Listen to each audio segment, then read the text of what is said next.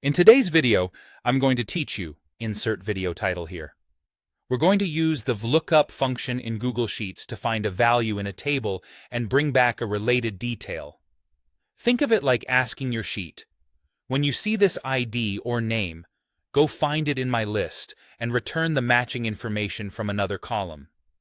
This is perfect for things like pulling a price from a catalog, matching a student ID to a name, or retrieving a status from a master list.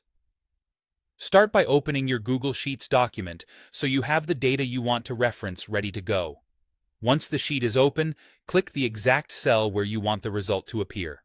That's where your formula will live and where the looked up value will be displayed. Now type an equals sign, then VLOOKUP with an opening parenthesis, like this. Lookup. This tells Sheets you're starting a function and prepares it for the arguments you'll add next. Next, enter your search key, the value you want to look up. You can type it directly, like SKU 1001 inside quotes if it's text, or, more commonly, click the cell that contains the value you want to search for, such as A2. Using a cell reference makes the formula flexible and easy to copy down a column. After the comma, select the data range to search within. Click and drag to highlight your table or type it in, for example, A2 D100. It's important that the column containing the value you're searching for is the very first column of this range. VLOOKUP only looks in the leftmost column of the range and returns a value from a column to its right. If you plan to copy the formula, consider locking the range with dollar signs, like A2 to $100, so it doesn't shift as you fill the formula down. Add another comma, then specify the column number for the result. This number counts from the left of the range you selected.